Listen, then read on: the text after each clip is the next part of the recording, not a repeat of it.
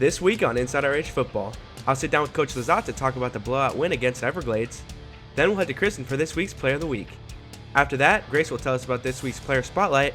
And last but not least, we'll head to Micah for Region Roundup. All that and more on this week's InsideRH Football.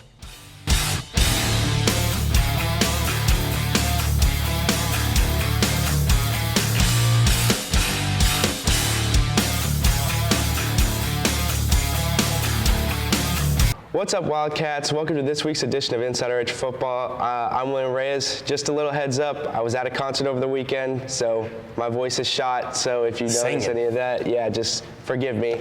So I'm here with Coach Lazat. How's it going, Coach? What's up, my man? So Friday, what is there to even say? We completely destroyed the Everglades. So sort of just tell us about the game. Well, I tell you, it was a great night for our football program, okay? And so had a team from Everglades, Florida come up and to play a game.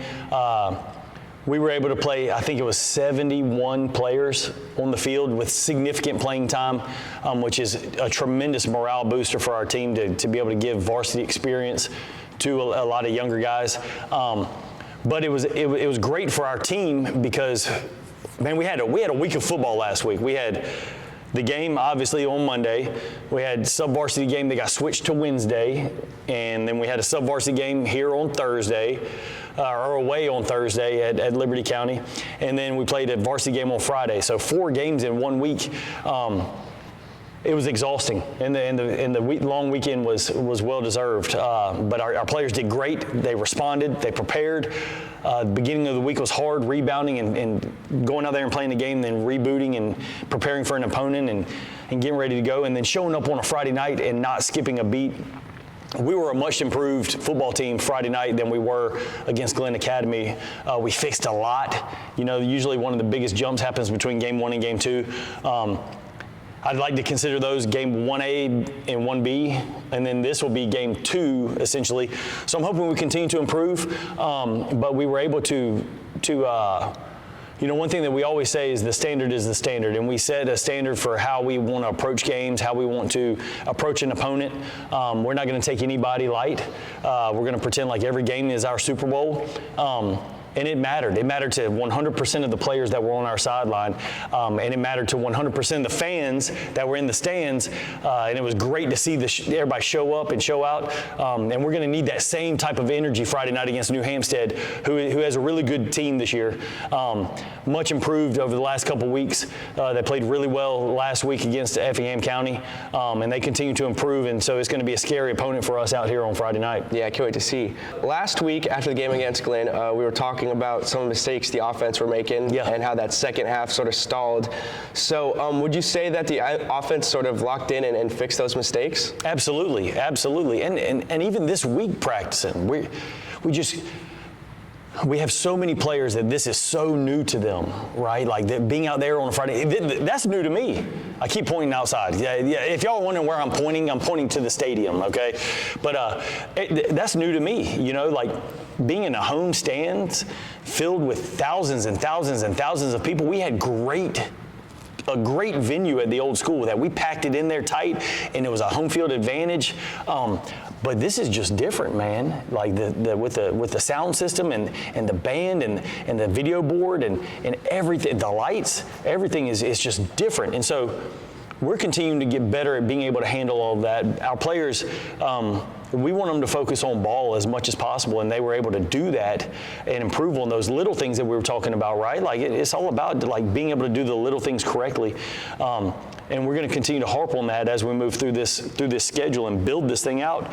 I'm excited about this group. We have an opportunity to be pretty good. And when we've had our Monday practice this week was one of the best Monday practices I've been around.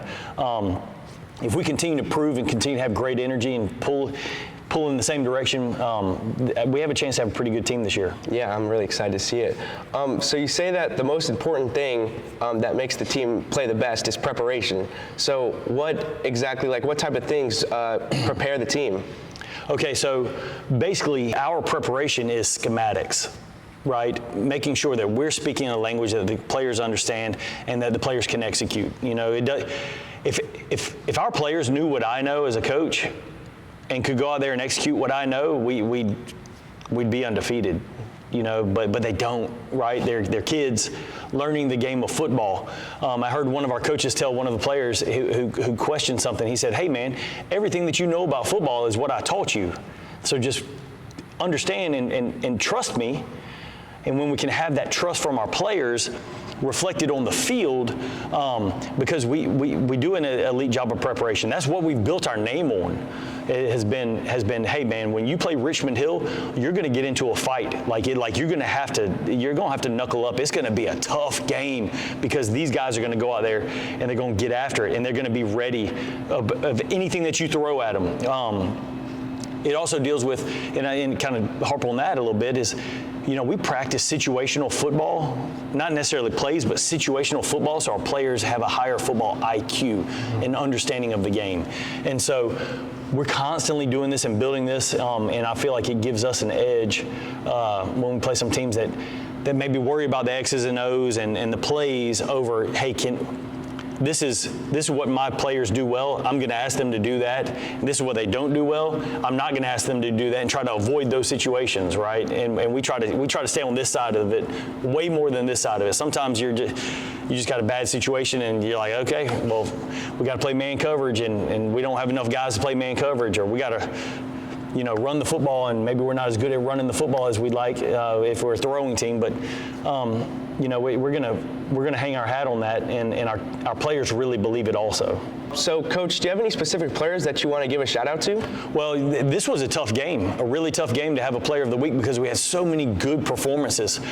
Scored a defensive touchdown, scored a lot of offensive touchdowns, but one player that stood out to me, a guy that we asked to change roles from last week or the week before to last week, that really performed well, and he's a really good player on both sides of the ball for us, is DJ Porter.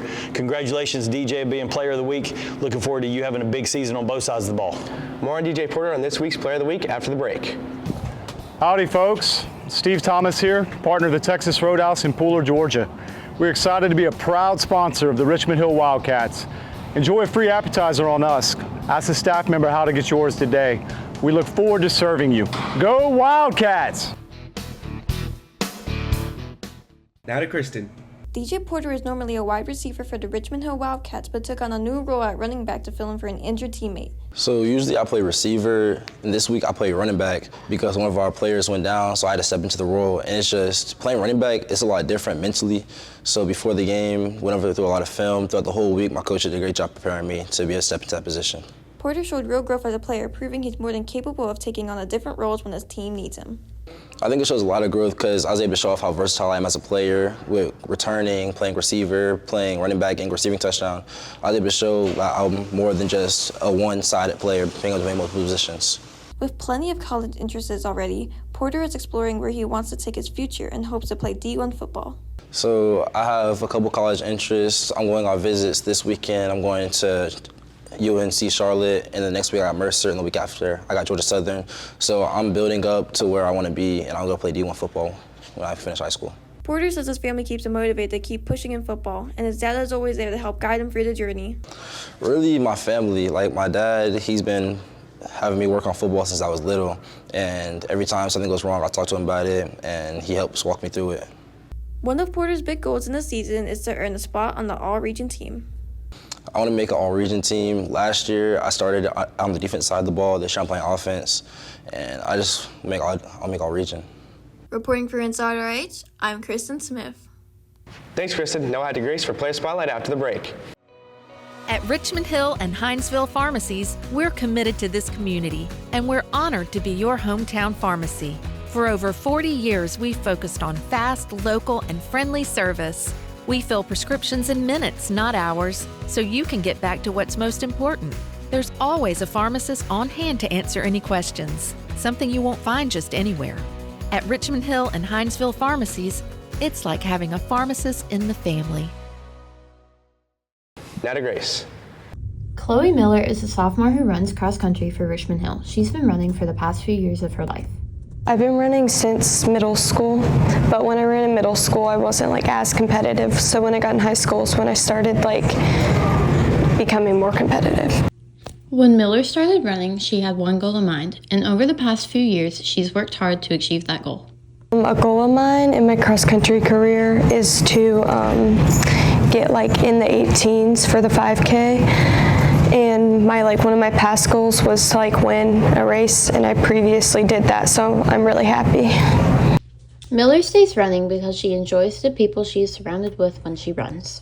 I think it's really good for me. I'm happier when I run. And I just, like how I said, I like the competition, I like the community, because I feel like everyone that runs, they're all super positive and encouraging. Reporting for InsideRH Football, I'm Grace Malvath. Thanks, Grace. Now we'll head to Micah for Region Roundup after the break.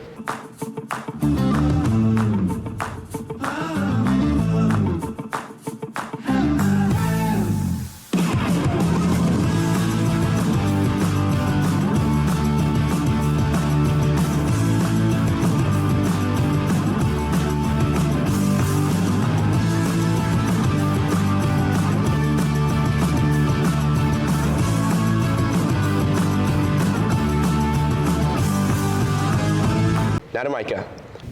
I'm Mike, and I'm here to bring you this week's edition of Regional Roundup. Let's get into it.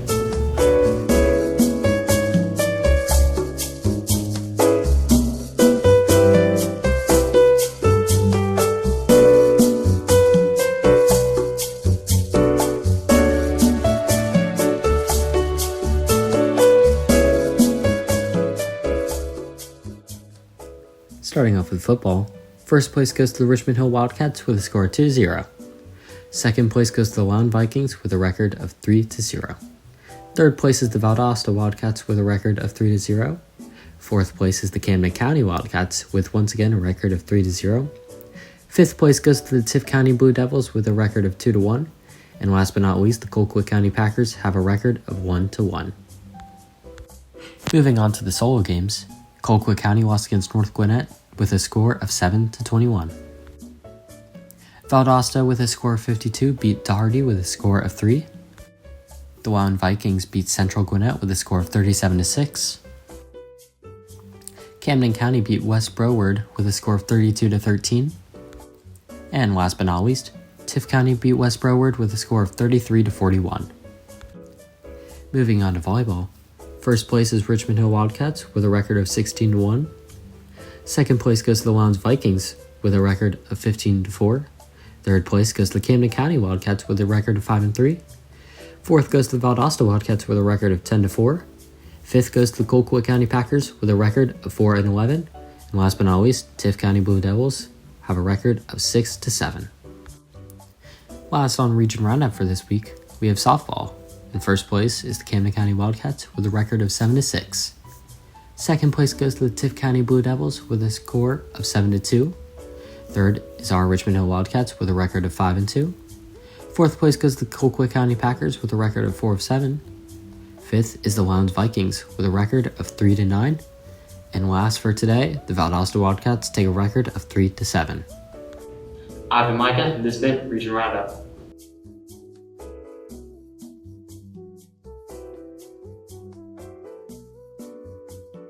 So, Coach, to finish off this week's episode, what is the game plan and preparing for New Hampstead? Well, New Hampstead, they've got some really good players. They got a strong defensive line, a couple of really good defensive backs. They run to the ball on defense. They get the ball on the ground. They don't give up big plays. So we're gonna have to be patient on offense. On defense, we're gonna have to get the ball on the ground. We're gonna have to force them to put the ball in the air. They've had some injured players come back from injury at the receiver position, and so they're a little more dangerous on the perimeter. Anybody that's been to our games in the past know that they've been able to put the ball in the air and had a lot of success doing it. But they've got a really good running back that does it all. He's an all-purpose guy. He runs the ball. He catches the ball, and so we know that they're going to get that guy the ball, and we've just got to get it on the ground and force them to drive the football against us. Yeah, I'm sure we'll do great. That's all for this week's edition of InsideRH Football Wildcats. I'll see you guys next week. Build the hill. And